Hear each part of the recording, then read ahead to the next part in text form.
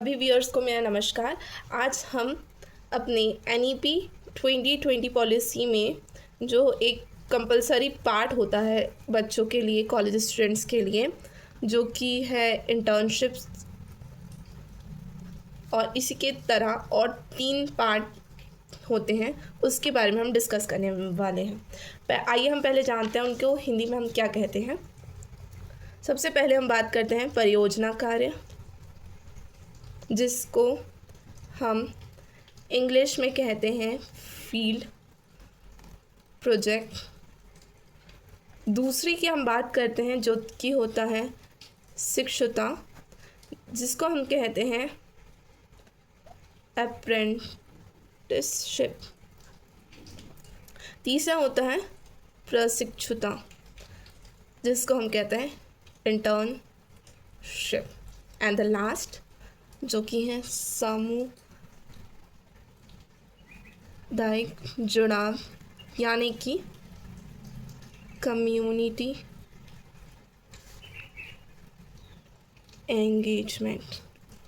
Students, ये चारों आपको नहीं पढ़ना है। इन चारों में से किसी एक को आपको अपने एडमिशन के टाइम में सिलेक्ट करना है, जिस कारण से आप अपने आने वाले साल में इनमें से किसी एक पार्ट में आप अपना वर्क करेंगे, आप उस पर प्रोजेक्ट सबमिट करेंगे या फाइल सबमिट करेंगे, साथ में वाइवा देंगे। तब जाके आपको 4 क्रेडिट स्कोर में से आप 3 या फिर 4 क्रेडिट स्कोर ऑब्टेन करेंगे।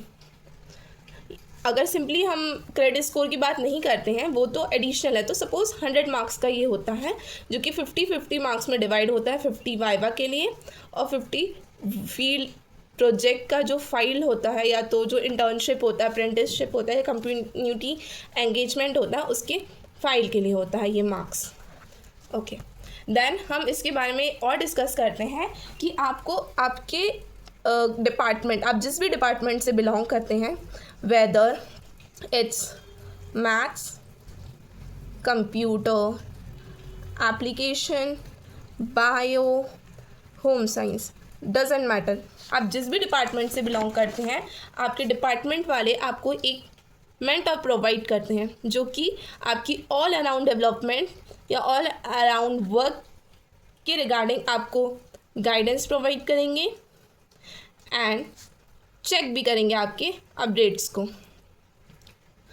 सपोज़ ये जो वर्क है, चाहे वो इंटर्नशिप हो, अप्रेंटिसशिप हो, कम्युनिटी एंगेजमेंट हो, या तो फील्ड प्रोजेक्ट हो, ये सब आपको एक करीबन 90 आवर्स में डिवाइडेड है, जिसको आपको किसी समय सीमा में, सपोज़ 1 वीक, 15 डेज़, या फिर अगर टीचर्स के पास और स्टूडेंट्स के पास टाइम है तो उसको आप 20 डेज़ तक भी कंप्लीट कर सकते हैं।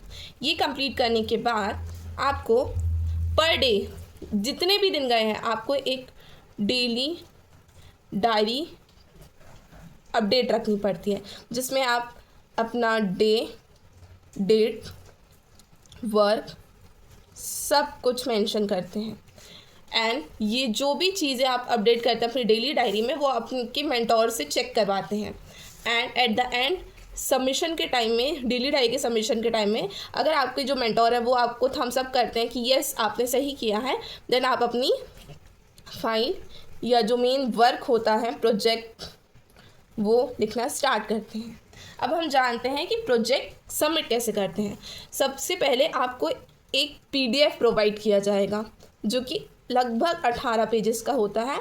अगर आप चाहते हैं तो कमेंट करिए, मैं आपको वहाँ पर प्रोवाइड करवा दूँगी अपने वीडियो के डिस्क्रिप्शन में। तो एक PDF प्रोवाइड किया जाता है, जो कि 18 पेज का लगभग होता है। इन 18 पेजेस में G1, G2, G3, G4 plus कुछ अदर फॉर्मेट्स होते हैं, जिसको हमको सबमिट करना पड़ता है अपने फाइल या जो प्रोजेक्ट फाइल होता है उसकी स्टार्टिंग में। ये जो फॉर्मेट है इसको सबमिट करना पड़ता है। हम जानते हैं कि वो फॉर्मेट्स कैसे होते हैं। G1 जो होता है वो आपका होता है महाविद्यालय के रिगार्डिंग होता है। आप जिस कॉलेज में पढ़ते हैं उस कॉलेज से आपको परमिशन लेना पड़ता है एक प्रकार का, कि हाँ आप कब से कब तक कहाँ कितने लोगों के साथ यह कार्य कर रहे हैं।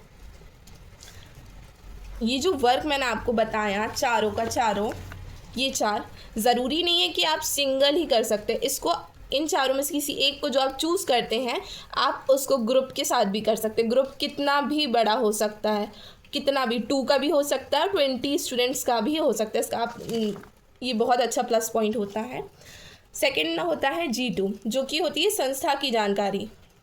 संस्था की जानकारी, आपने पहले अपने कॉलेज से परमिशन ले लिया कि हम इंटर्नशिप, अप्रेंटिसशिप, फील्ड प्रोजेक्ट या तो फिर कम्युनिटी एंगेजमेंट, इनमें से हम कोई एक वर्क पे कार्य कर रहे हैं, कहाँ कार्य कर रहे हैं और उनका परमिशन लेके आप महाविद्यालय से पहले परमिशन लिए, वो लेटर आप कोई संस्था में जाइए कि हमको हमारे स्टडी के लिए इन सब में से कुछ एक वर्क जो आपने चूज़ किया वो हमको करना है, हमने अपने कॉलेज से परमिशन ले लिया है, आप हमें इंटर्नशिप या फील्ड प्रोजेक्ट जो भी है वो आप हमें प्रोवाइड करें।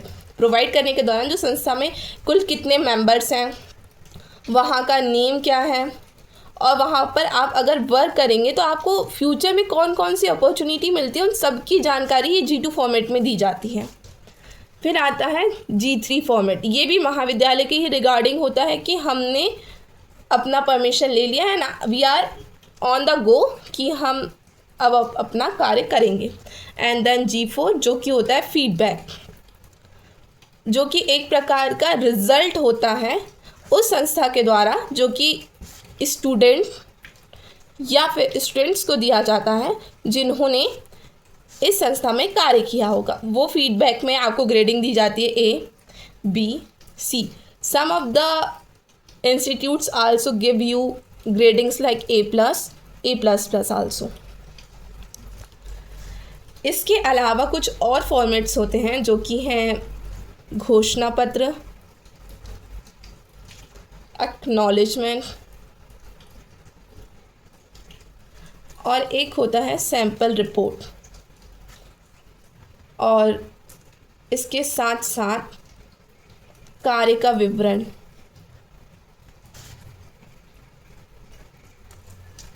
ये कुछ ऐसे फॉर्मेट्स होते हैं जिसको आप अपनी फाइल के फ्रंट में अटैच करते हैं, जो कि होता है कंपलसरी।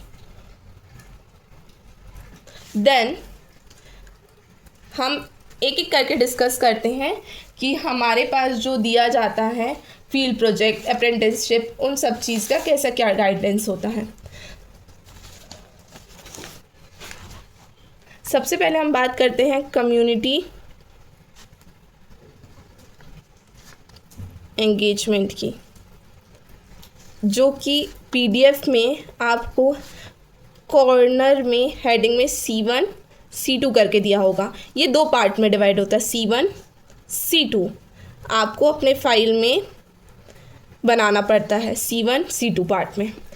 C1 आपको करीबन 500 वर्ड्स का लिखना पड़ता है, C2 आपको 2000 वर्ड्स का लिखना पड़ता है।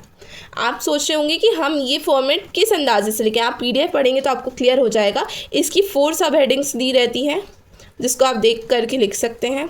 इसकी करीबन 16 सब हेडिंग्स रहती हैं जिसको आप थोड़ा बहुत ध्यान दे करके आगे लिख सकते हैं। साथ में हम अब इसके आगे जाते हैं अप्रेंटिसशिप के लिए और इंटर्नशिप के लिए। इन दोनों का फॉर्मेट सेम रहता है, ये भी 2 पार्ट में डिवाइड होता है, A1 A2। A1 आपको लिखना पड़ता है 500 वर्ड्स में, A2 आपको 2000 वर्ड्स में लिखना रहता है। इसकी 4 सब हेडिंग्स होती हैं, इसकी 16 सब हेडिंग्स होती हैं।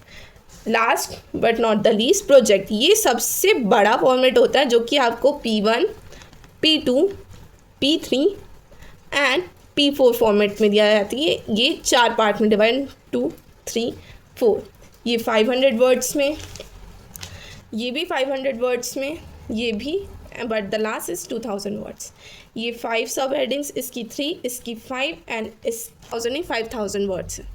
ये कुछ आपका फॉर्मेट मैंने आपको क्लियर कर दिया ताकि आप अपना जब भी फील्ड प्रोजेक्ट बनाएं तो आपको वो कन्फ्यूजन ना हो जितना और स्टूडेंट्स को होता है। आज के लिए इतना ही। Thanks. If you want the format please comment. Thanks.